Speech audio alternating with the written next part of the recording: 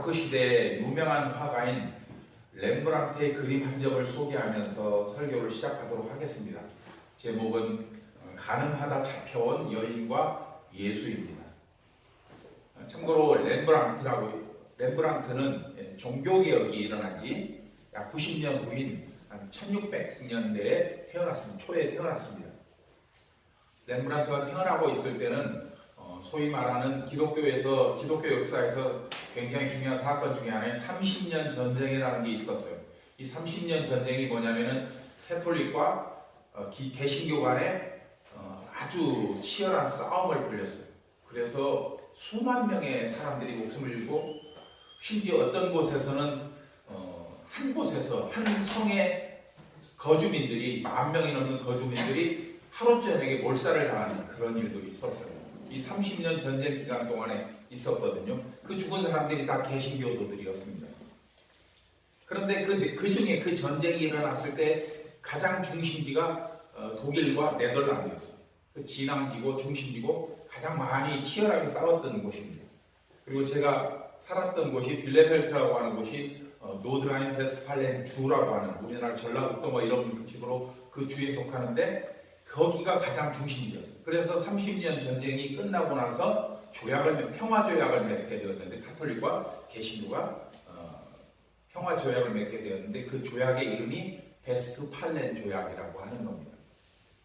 그곳에서, 네덜란드 그곳에서 이런 배경 속에서 렘브란트가 태어나고 성장해서인지 렘브란트는 종교적인 색채, 특히 개신교적인 색채가 강한 그림을 많이 그렸습니다. 빛과 어둠의 대비를 통해서 17세기 네덜란드 예술의 황금 시대를 연 렘브란트는 그래서 서양 미술사 중에서 가장 위대한 화가 중 한 명으로 손꼽힙니다. 이 그림이 바로 렘브란트가 그린 인물화입니다. 그가 그린 특히 초상화는 인물의 개성과 심리를 빛을 통해서 이렇게 섬세하게 묘사하는 탁월한 작품으로 인정을 받고 있는데, 참고로 괴테가 자랑하는 가장 위대한 문학가가 독일이 인정하는 가장 위대한 문학가가 괴테인데, 괴테의 작품 중에 대표적인 작품인 젊은 베르테르의 슬픔이라는 소설, 이 소설을 바로 렘브란트가 그린 자화상을 보고 영감을 얻어서 그 소설을 쓰게 되었다고 합니다. 특히 렘브란트가 그린 성화는 수많은 그리스도인들에게 엄청난 신앙적인 감동을 지금도 주고 있는데, 이는 빛과 어둠을 섬세하게 표현한 그림 자체의 아름다움 뿐만 아니라 성경이 말씀하고 있는 기독교적인 가치를 천재적인 예술 감각으로 그 그림 속에 담아냈기 때문입니다. 오늘 그림 또한 렘브란트의 이 천재적인 예술성과 신앙적 통찰력이 담긴 걸작품으로 꼽힙니다. 이 그림은 지금 영국의 대영제 박물관에 보관되어 있습니다. 일전에 제가 사실과 진실 그리고 진리라고 하는 것에 대해서 말씀을 드린 적이 있습니다. 혹시 여러분 기억하고 계십니까? 사실, 진실, 진리. 혹시 어떻게 구분하는지 기억하세요? 저는 굉장히 깊이 묵상하고 여러분들한테 유익하겠다 전해드렸는데 잊어버렸어요. 오늘은 거기에서 조금 더 한 단계를 더 깊이 나아가서 묵상해서 오늘 설교에 적용해서 여러분들에게 전해드리려고 합니다. 여러분, 사실이란 뭐죠? 어떤 사건이 겉으로 드러난 그 자체. 교통사고가 났어요. 오늘 요즘 광주에서 건물이 무너졌어요. 그 건물 무너진 붕괴된 그 사건 그 자체를 사실이라고 하죠, 우리는. 그럼 진실이란 뭘까요? 그 사건과 관련된 이해 당사자들의 어떤 의도. 뭐였어요? 광주에서 그 사건을 통해서 어떤 일이 있었어요? 공기를 앞당기고 건축비를 줄이기 위해서 그 속에 건축업자들이 무리하게 시공을 했다는 거예요. 그리고 진리는 뭘까요? 그 사건이 나아가고자 하는 방향, 즉 그 사건을 통해서 얻고자 하는 궁극적인 가치와 목적을 가리킵니다.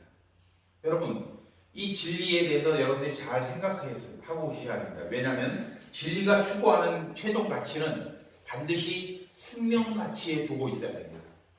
생명이 있어야 되고, 그리고 이 생명은 오직 진리 대신 예수 그리스도만을 통해서만 얻을 수 있다고 제가 지난번에 설명을 드렸습니다. 사실과 진실 그리고 진리, 이 구분을 여러분들 잘 하시기 바랍니다. 그러므로 그리스도인은 사실을 뛰어넘어서 진실을 알기 위해 노력해야 하고, 더 나아가 진리에 접근할 수 있는 영적 통찰력이 있어야 합니다. 여러분, 그리스도인은 오직 사실만을 보고 말하고 경험하기 위해서 이 땅에 보내진 존재가 아닙니다. 또한 믿고 싶은 것만을 믿으라고 보내진 존재도 아닙니다. 제가 왜 이 말씀을 드리느냐? 오늘날 그리스도인 중에 자기가 믿고 싶은 것, 자기가 듣고 싶은 것, 자기가 얻고 싶은 것을 얻기 위해서 교회를 나오는 사람들이 의외로 많기 때문입니다. 그러므로 그리스도인들은 사실을 똑바로 보되 그 속에 담긴 진실을 깨닫고 또 진실을 수용하되 그 안에서 생명가치를 드러낼 수 있는 진리를 깨달을 수 있어야 합니다. 물론 죄악된 세상에서 살아가기에, 그리고 우리 스스로도 그 죄로부터 자유롭지 못한 존재이기에 어쩔 수 없는 한계에 부딪힐 때가 참 많이 있습니다. 둘 중에 하나를 택해야 될 갈등할 때가 많이 있죠. 하지만 여러분, 구름 위에 태양이 빛나는 것처럼 또 지름밭을 뚫고 순결한 연꽃이 피어나는 것처럼 우리 그리스도인들은 그처럼 어두운 현실 속에서도 내가 누구에게 속한? 예수님에게 속한 사람이라는 이 신앙 정체성을 잃지 않고 더 나아가 영원한 나라를 바라보면서 나아갈 수 있어야 합니다. 안타깝게도 오늘날 세상 속에 넘쳐나는 사실들이 우리를 하나로 묶지 못하고 계속 분열시키고 있습니다. 오늘날 우리나라의 사회 현상을 보면은 단합한다고 볼 수가 없겠죠. 어떤 거 하나만 틈만 잡히면, 트집만 잡히면 종일 거기만 후벼 파서 상처를 만들어버리고 마는 그런 현실들이 나타납니다. 왜 그럴까요? 진실을 보지 못하고 또 그 안에 담긴 진리를 발견하지 못하기 때문입니다. 이에 우리 그리스도인들은 사람들과 교제할 때 그들의 말과 행동이 사실인지 진실인지 또는 진리인지를 분별하는 영적 지혜가 필요합니다. 그래서 그들이 사실만을 고집한다면 진실을 깨닫도록 도와줘야 되고, 더 나아가 그로 하여금 진리를 깨달을 수 있도록 우리가 최선의 노력을 다해야 됩니다. 그 사람으로 하여금 진리를 깨닫게 하는데 가장 좋은 도구가 두 가지가 있습니다. 하나는 그를 위해서 기도하는 것입니다. 또 하나는 뭘까요? 그 사람에게 삶을 도와주는 섬김입니다. 제가 디아코니아를 여러분들에게 계속해서 강조하는 것은 하나님이 그 사람의 영혼을 구원할 수 있는 길이 바로 섬김에 있기 때문입니다. 하지만 이 일이 이루어지기 위해서는 우리 그리스도인들이 먼저 사실과 진실을 뛰어넘어 진리를 추구하는 삶을 살아야 됩니다. 작은 이익에 눈이 멀어서 이웃의 아픔을 외면하거나 더 나아가 그리스도인 자신이 부정과 불법의 주체가 되어서는 안 됩니다. 여러분, 세상은 어떤 방향으로든 흘러가게 되어 있습니다. 멈추지 않습니다. 그리고 그 흐름은 필경 좋은 방향은 아닐 거예요. 성경적인 시각으로 보면 그렇습니다. 가면 갈수록 세상은 더욱더 타락해질 것이고 사람들은 더욱더 악해질 것이며 죄가 이 세상에 갈수록 관영해질 것입니다. 그렇다면 여러분은 흘러가는 세상을 바라만 보는 구경꾼이 되겠습니까? 아니면 그 흐름에 편승하여 함께 타락을 일삼는 관여자가 되겠습니까? 우리가 그리스도인이라고 한다는 것은 어떻게든지 그 흘러가는 세상을 좋은 쪽으로 돌려내는 사람이 되어야 하는데, 이를 위해서는 사실이나 진실보다 우리가 볼 수 있는 진리의 눈이 있어야 됩니다. 오늘 읽은 본문은 사실과 진실과 진리가 한 사건을 어떤 방향으로 이끌고 가는지를 잘 보여주는 사건이 됩니다. 그럼 이제 렘브란트의 그림을 보면서 본문을 좀 더 자세히 살펴보도록 하겠습니다. 이 그림은 오늘 본문에서 보는 것처럼 가늠하다가 붙잡힌 여인을 성전으로 끌고 와서 예수님께 어떻게 판결할 것인지를 묻고 있는 그 순간을 그린 장면입니다. 등장인물을 보면은 가늠한 여인이 가운데 있고 흰 옷을 입고 그 바로 왼쪽에 그를 정죄하는 검은 옷을 입은 고발자가 있습니다. 그리고 그 옆에 예수님이 계시고 그 여인 오른쪽으로 바리새인과 서기관 또 로마 군인도 보이고 뒤로는 유대 군중들이 보입니다. 이 그림에서 가늠하다 붙잡혀온 여인은 마치 잠시 후면 희생제물로 바쳐질 어린 양처럼 제단 앞에 그저 아무 말도 못하고 잠잠히 앉아 있습니다. 또 하늘로부터 예수님과 여인에게 한 줄기 빛이 비추고 있습니다. 이 빛은 아마도 렘브란트는 회개한 죄인을 용서하시는 하나님의 사랑과 은총을 표현하기 위해서 이 빛을 그린 것 같습니다. 반면 어둠 속에 서 있는 대제사장, 서기관, 바리새인 그리고 군중들은 비록 하나님의 택함을 받은 존재들이지만 자신이 그럼에도 불구하고 자신이 용서받은 죄인임을 망각한 채 한편으로는 여인을 경멸하며 다른 한편으로는 예수님의 약점을 잡기 위해 기회를 노리고 있는 것처럼 보입니다. 그도 그럴 것이 소위 서기관과 바리새인으로 대표되는 유대 종교 지도자들은 갈릴리 시골 출신에다가 가문이나 학벌도 변변치 않은 예수님이 못내 불편하고 미울 수밖에 없었을 것입니다. 왜냐하면 예수님으로 인해서 대대로 지켜오던 자랑스러운 유대 전통이 뿌리채 흔들리고 있었기 때문입니다. 뿐만 아니라 그동안 철저히 경멸하고 또 배척하고 무시하던 죄인들, 그 죄인들이 누굽니까? 성경이 말하는 죄인들은 고아와 과부, 세리, 나그네, 이방인, 장애인, 귀신 들린 자, 창기 뭐 이런 사람들, 소위 사회적 약자들입니다. 그 죄인들에게 하나님의 이름으로 자비와 용서를 선포하면서 그들도 하나님의 백성이라고 말하는 예수님을 더 이상 두고 볼 수가 없었을 것입니다. 그 대표적인 말씀이 누가복음 19장 9절에 나옵니다. 함께 읽어볼까? 시작. 예수께서 이르시되 오늘 구원이 이 집에 이르렀으니 이 사람도 아브라함의 자손이로다. 아멘. 삭개오를 죄인으로 일컬었는데 그도 하나님의 자손이라고, 아브라함의 자손이라고 말하고 있습니다. 반대로 예수님은 수시로 독사의 자식, 회칠한 무덤 등 차마 입에 담기조차 민망한 표현으로 그 서기관과 바리새인들을 도발하면서 사람들 앞에서 망신을 주었고, 또 그동안 목숨처럼 그들이 지켜오던 전통과 규례를 무력화시키는 예수님의 행동에 그들의 인내는 한계에 다다랐을 것입니다.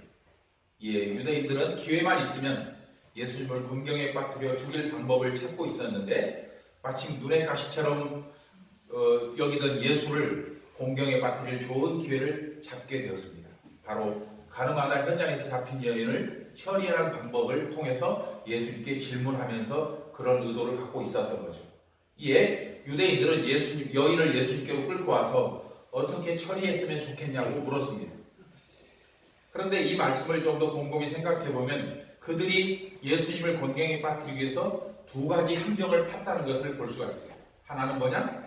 만일 예수님께서 여인을 용서하라고 하면은 간음죄로 잡힌 남자와 여자는 돌로 쳐 죽여야 한다는 모세의 율법을 정면으로 위반하게 되는 거예요. 두 번째로 반대로 예수님이 모세의 율법대로 여인을 죽이라고 한다면 그동안 자비와 용서를 부르짖고 다니며 가르쳤던 예수님이 스스로 가르쳤던 그 주장을 부정하는 셈이 되는 거죠. 자기 모순을 겪는 거죠. 당시 유대 사회에서는 간음죄로 인해 억울한 일이 발생하지 않도록 법으로 철저히 정하고 있었습니다. 신명기서 17장 6절로 7절을 보면 그 내용이 나타나는데 간음죄를 처벌하기 위해서는 반드시 2명 또는 3명의 증인이 있어야 된다고 말했어요. 그래서 오늘 본문의 상황을 살펴보면 유대인들이 제기한 고발은 심각하게 율법의 정신을 위반하고 있음을 알 수 있습니다. 뭐냐면 첫 번째로는 율법은 범죄 장면을 목격했을 때 고소나 처벌보다 먼저 불쌍히 그 사람을 여기면서 경고하라고 가르치고 있어요. 그런데 이 사람들은 불쌍히 여기는 과정은 생략하고 무조건 그 여인을 고소부터 했던 것입니다.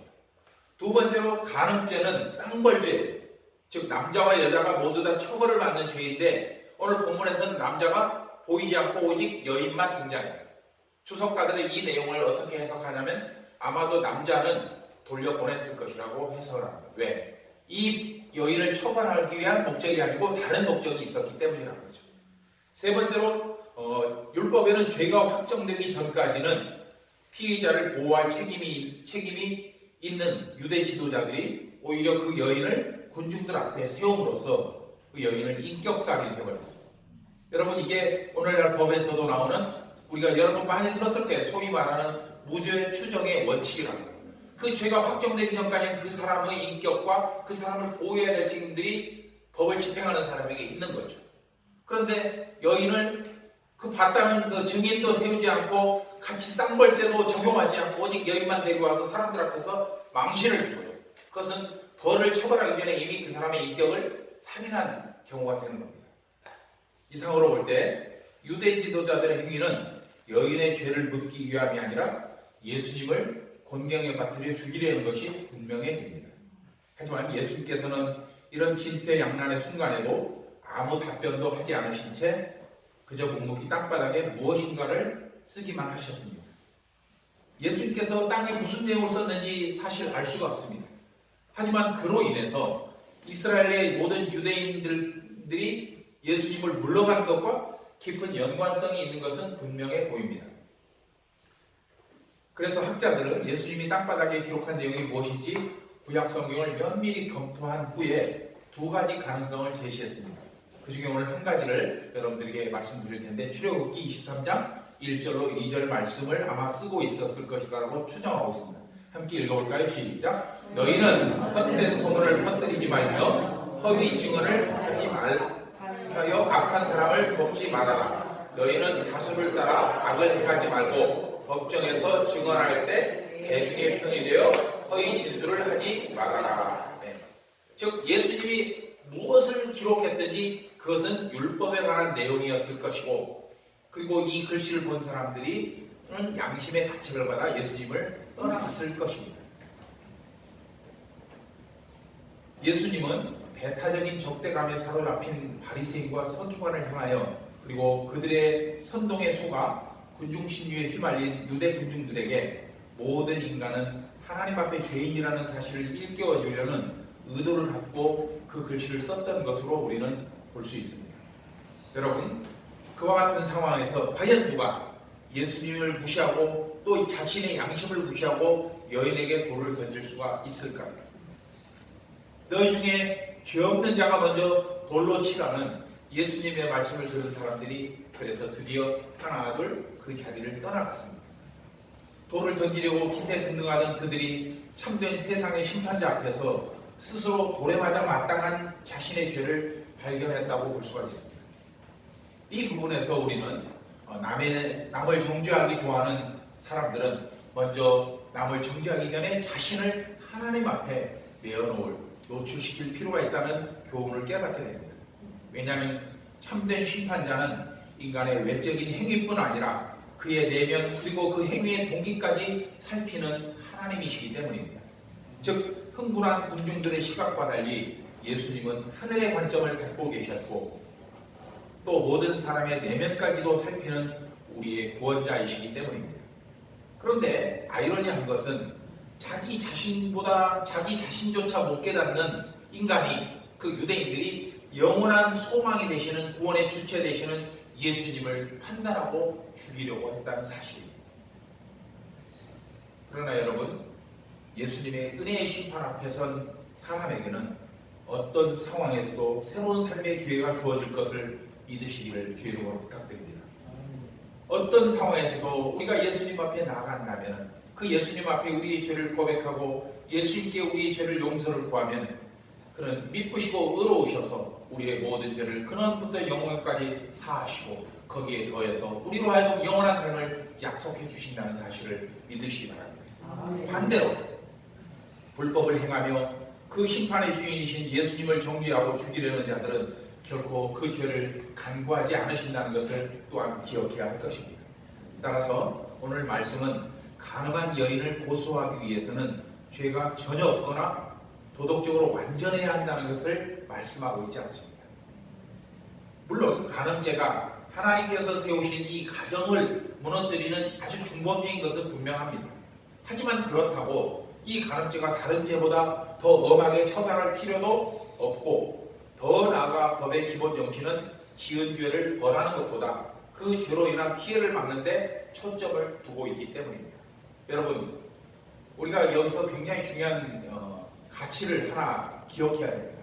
이 세상의 모든 죄는 그것이 어떤 죄일지라도 남을 속이는 죄일지라도 또는 남을 미워하는 죄일지라도 아니면 사람을 죽이는 죄일지라도 이 모든 것이 하나님 앞에서 똑같다는 거예요. 어떤 것이 더 중하고 어떤 것이 더 경할 수가 없다는 거예요. 하나님의 뜻을 범하는, 하나님의 뜻에 반하는 모든 것이 죄이고 그 죄에 대한 값은 로마서에서 보는 것처럼 사망으로 밖에는 치를 수 없다는 것입니다. 따라서 오늘 본문을 더 깊이 이해하려면 흥분하는 군중들과 반면 침착하신 예수님의 모습을 번갈아 살펴볼 필요가 있습니다.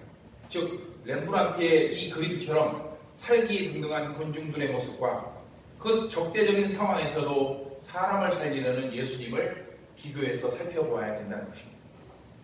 바리새인과 서기관들은 스스로 율법에 충실한 의인이라고 자부하고 있었지만 정작 그들은 심각한 죄를 범하고 있었습니다. 그들이 지은 죄는 뭘까요? 그들은 예수님을 궁지에 빠뜨리기 위해서 아무것도 알지 못하는 한 여인을 마치 낚시의 미끼처럼 이용한 사악함에 있습니다. 당시의 정황을 자세히 우리가 알 수는 없지만 혼자 저지르지 않은 죄에 대해 여성이 남성보다 더 가혹한 대가를 치러야 한다는 형평성 문제 따위는 이 여인을 예수님 앞에 끌고 올 때 이미 철저하게 무시되어 버렸습니다. 그들의 목적은 오직 뭐였어요? 예수님을 죽이는 데 있기에 여인에 대해서는 어쩌면 죽어도 마땅한 존재로 이미 결정을 내고 있었던 것으로 알 수 있다는 것입니다. 하지만 그처럼 위협적인 상황에서도 평온함을 잃지 않고 군중들을 압도하는 예수님의 놀라운 영적 권위에 눌린 사람들은 아무 말도 하지 못한 채 하나둘 그 자리를 떠나갔고 마침내 그곳에는 여인과 예수님 단 둘만 남게 되었습니다. 아마도 서기관과 바리새인들은 소리를 지르며 손에 엉켜진 돌을 여인에게 던지려는 강한 충동을 느꼈을 것입니다. 그러나 이처럼 적대적이고 공격적인 군중들에게 하신 예수님의 한마디, 죄가 없는 사람이 먼저 돌로 치라. 이 말씀은 마치 마태복음 8장에서 풍랑이 일렁이는 바다를 향해 잠잠하라고 하신 예수님의 명령과 같은 위험을 느끼게 합니다. 성도 여러분, 우리 주 예수님은 바로 이런 능력과 권세를 가진 분이라는 사실을 꼭 기억하시기 바랍니다. 어둠에 사로잡힌 무리들이 아무리 우리를 유혹하고 타락시키려고 덤벼들지라도 영적 권세를 가진 예수님의 말씀 한마디면은 모든 문제가 해결되고 심지어 성난 군중들이 순한 양처럼 잠잠해 줄 수 있는 그 능력, 그 존재, 바로 그분이 우리 주 예수 그리스도라는 사실을 꼭 기억하시기 바랍니다. 아멘. 예수님은 그렇게 흥분한 군중들이 다 떠날 때까지 몸을 굽혀 땅에 뭔가 쓰고 계셨고 마침내 여인만이 예수님 곁에 남아 있었습니다. 여인을 정죄하고 죽이려는 무리들이 다 떠나갔기에 현상으로 볼 때는 예수님께서 사실 일이 다 끝난 것처럼 보입니다.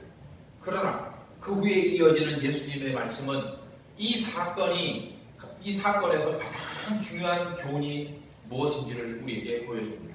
요한복음 8장 11절 함께 읽어봅니다. 시작. 나도 너를 정죄하지 아니하노니 가서 다시는 죄를 짓지 말라. 아멘. 여러분, 예수님의 이 말씀 속에는 예수님께서 이 땅에 오신 사명이 무엇인지를 분명하게 보여줍니다. 또한 더 나아가서 이 말씀 속에는 그 예수님을 통해서 모든 인류의 죄를 사하시겠다는 창조주 하나님의 분명한 의지 또한 담겨 있습니다. 바로 그 예수님께서 이 시간 우리에게 말씀하십니다. 나도 너를 정죄하지 아니하노니 가서 다시는 죄를 짓지 말아라. 아멘. 그렇다면 여러분, 예수님께서 쓰던 글씨를 멈추고 몸을 일으키셨을 때 그분은 과연 어떤 표정을 짓고 계셨을까요? 또 두려움에 떨고 있는 여인은 어떤 표정으로 예수님을 바라보았을까요? 본문의 상황을 짐작해보면 자신이 저지른 죄의 심각성을 알고 있는 여인은 여전히 두려움과 절망으로 일그러진 얼굴을 하고 있었을 것입니다. 하지만 그처럼 어둡고 살벌한 분위기 속에서 서서히 고개를 들고 일어나시는 예수님의 표정 속에서 여인은 모든 사회적 멸시와 천대를 녹여내는 봄바람처럼 따스하고 부드러운 예수님의 사랑을 느꼈을 것입니다. 물론 그 속에는 또한 여인의 죄에 대해서 단호하게 책망하시는 그런 예수님의 엄중함도 느껴졌을 것입니다. 여인은 생각했습니다. 아니 이분은 누구실까? 저 살기등등한 유대 지도자들 앞에서 또 이 저주와 같은 율법의 굴레 속에서 나를 살려내신 이분은 과연 누구일까? 드디어 예수님께서 말씀하셨습니다. 여자여, 사람들은 어디 있느냐? 너를 존귀한 사람이 한 사람도 없느냐? 가늠한 사람은 마땅히 돌에 맞아 죽어야 한다는 사람들의 외침을 뚫고 울려 퍼지는 예수님의 목소리는 마치 어두운 동굴 속으로 흘러들어온 한 줄기 빛처럼 두려움에 떠는 여인에게 살아갈 이유와 삶에 대한 소망을 공급하는 생명수와도 같았을 것입니다. 그리고 드디어 여인이 입을 열어 예수님께 대답했습니다. 주님, 한 사람도 없습니다. 여인의 그 반응은 예수님의 질문에 대한 단순한 대답일 수도 있지만 이 말씀을 묵상해보면 어쩌면 그녀는 이 고백을 통해서 예수님을 향해 신앙 고백을 하고 있다고 우리는 생각할 수 있습니다. 왜냐하면 한 사람도 없다는 여인의 고백은 주님, 이곳에는 오직 당신과 저밖에 없습니다라는 의미도 되기 때문입니다.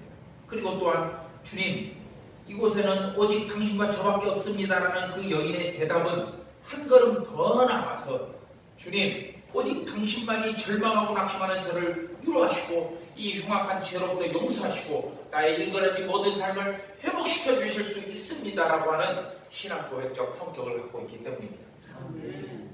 그 절망의 자리에서, 그 죄악의 자리에서, 그 낙심의 자리에서 여인은 그 모든 것을 뚫고 살아갈 한 가닥 소망을 누구에게서? 바로 예수님에게서 발견했던 것입니다.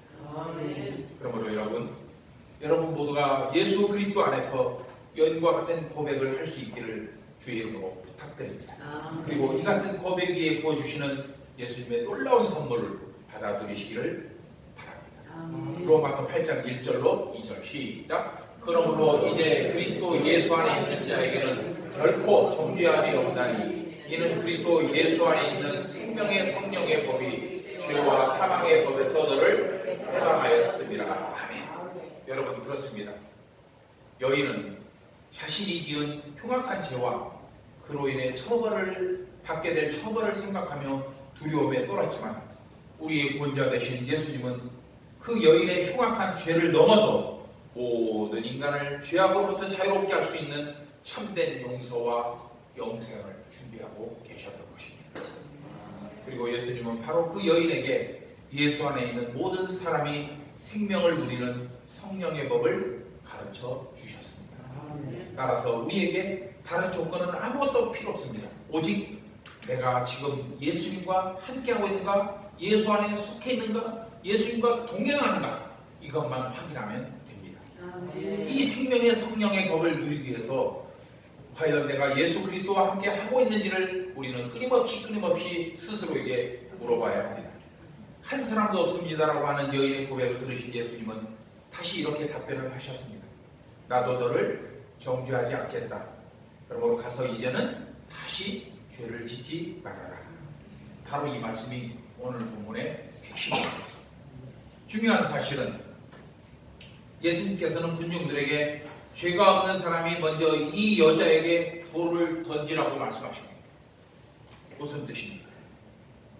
어쨌든 간에 예수님은 죄를 지은 여자에게 돌을 던져도 되는 것은 허락하셨다는 거예요. 예수님께서 그 여자에게 돌을 던지라고 했어요. 이것은 율법적으로 합당한 거예요. 즉 율법의 기준으로는 이 여자는 어떤 사람이에요? 돌에 맞아 죽는 것이 합당하고 예수님 또한 그것을 인정하셨다는 거예요. 죄인을 심판하시는 하나님의 공의가 그렇게 군중들 앞에서 온전하게 선포된 것입니다.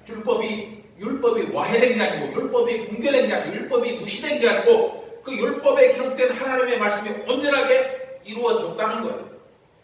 왜? 하나님의 공의는 단 한 번의 예외도 허락되지 않기 때문입니다. 어떤 경우에도 하나님은 죄인을 미워하십니다. 바로 이 부분에서 우리는 오늘 본문 11절을 좀 더 깊이 생각해야 합니다. 왜일까요? 죄가 없는 사람이 먼저 여자에게 돌을 던져라고 하는 말씀에 담긴 하나님의 공의가 완성되기 위해서, 즉 온전해지기 위해서는 예수님께서 하신 나도 너를 정죄하지 않는다는 말씀이 반드시 있어야 한다. 왜? 하나님의 율법은, 하나님의 복음은 결국 그 끝에 뭘로 남기 때문에 하나님의 용서와 사랑으로 남기 때문에. 그저께 어떤 집사님이 저한테 편지를 보내신 카톡, 목사님 인천에 누구죠? 방주교회? 인천 방주교회 목사님이 성경을 한마디로 표현하면 사랑이라고 하는데 저는 은혜로 기억하는데 목사님 어떻게 생각하세요? 저한테 물어보더라고요. 그래서 제가 그랬어요. 성경은 하나님의 모든 속성들을 다양하게 보이고 있기 때문에 각 사람의 성품과 삶과 가치관에 따라서 다르게 보일 수 있습니다. 그러나 저도 성경을 한마디로 표현한다면 사랑이라고 말할 수 있습니다. 여러분, 제가 이 말씀을 하십니까? 하나님께서 우리가 지은 죄에 대해서 용서하시는 조건이 뭐예요? 바로 그 사랑 때문에. 그러나 그 죄를 완전히 사해 주는 것이 아니에요. 그 죄는 죄값을 반드시 치러야 돼. 누가? 예수 그리스도의 십자가가 우리를 대신해서 치러 주셨어요. 그 죄가 완전히 없어진 게 아니에요. 치러 주셨기 때문에 없어진 거예요. 그리고 그 용서함 위에서 하나님의 사랑이 우리를 회복시켜 주시고 우리로 하여금 하나님의 나라를 바라보며 거룩한 순례자의 삶을 살도록 이끌어 가신다는 겁니다. 즉 나도 너를 정죄하지 않겠다는 예수님의 말씀은 여인아 네가 지은 죄는 돌에 맞는 벌을 받는 것이 합당하다. 그러나 내가 받아야 하는 벌을 내가 대신 받겠다라는 의미로 우리는 받아들여야 한다는 것입니다. 바로 그 예수님께서 우리의 죄를 짊어지시고 십자가에 달리심으로 우리의 모든 죄가 용서를 받아가는 겁니다. 여러분 오늘 말씀을 우리가 이렇게 이해할 때 우리는 비로소 오늘 본문에 담긴 참뜻 즉 진리를 깨달을 수 있습니다. 따라서 오늘 본문은 가늠한 여인을 살려주는 데 초점이 있지 않고 저 흉악한 죄에서 벗어나지 못해 고통당한 여인에게 또 어떻게 살아도 좋다는 면죄부를 주기 위함이 아니라 바로 그 죄를 내가 대신 짊어지겠다.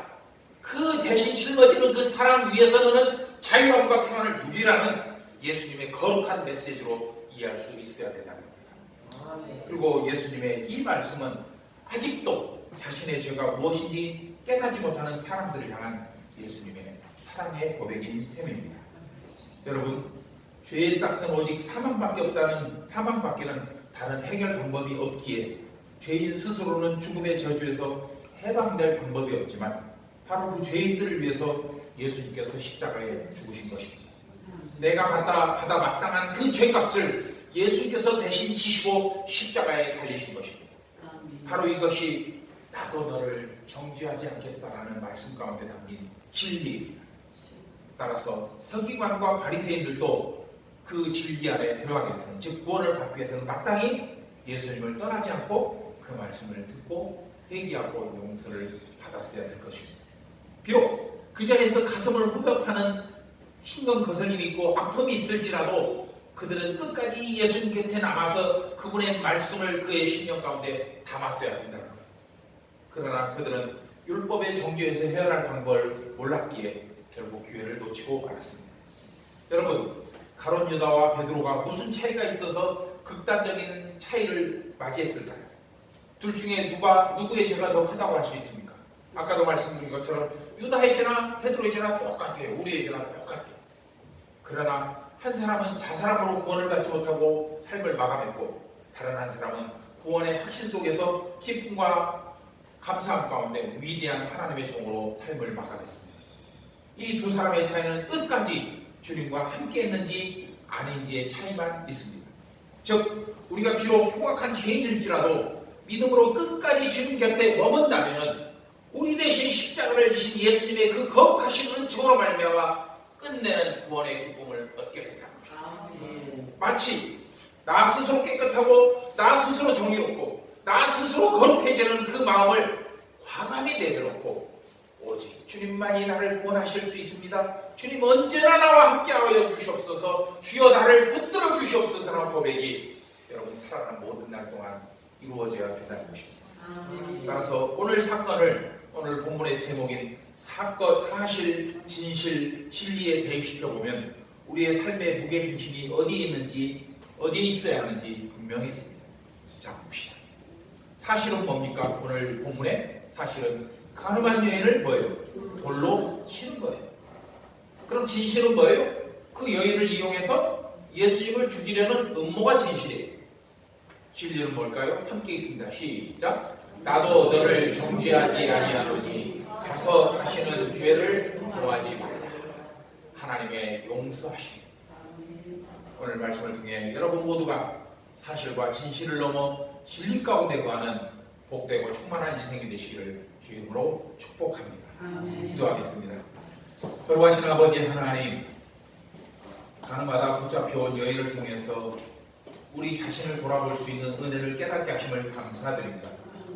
비록 현행범으로 붙잡힌 여인이지만 그보다 더 흉악한 죄를 짓고도 뻣뻣이 고개를 쳐들고 살아가는 유대 지도자들이 다름 아닌 우리 자신들의 모습이었음을 또한 깨닫게 되었습니다. 하지만 나도 너를 정죄하지 않겠다는 예수님의 말씀을 통해 우리가 붙들어야 할 것은 사실이나 진실을 넘어 진리에 속해 있다는 것을 깨닫게 하심을 감사드립니다. 십자가를 통하여 죽어마땅한 죄인들을 용서하시고 천국 백성이 되는 생명의 길을 열어주신 하나님께 감사드립니다. 중심을 잡지 못하고 살아가는 우리에게 말씀을 주시고 또한 복음을 주셔서 과연 우리가 무엇을 붙들어야 하는가를 알게 하여 주시옵소서. 하나님의 자녀됨에 자만하지 않게 하시고 또한 세상 죄에 빠져들지 않게 하시며 어떤 상황에서도 주님 주신 성령의 능력으로 나를 이기고 세상을 이기는 자유와 평안과 기쁨이 넘치는 삶을 살게 하여 주시옵소서. 감사드리고 예수님의 이름으로 기도드리옵나이다. 아멘. 넘치는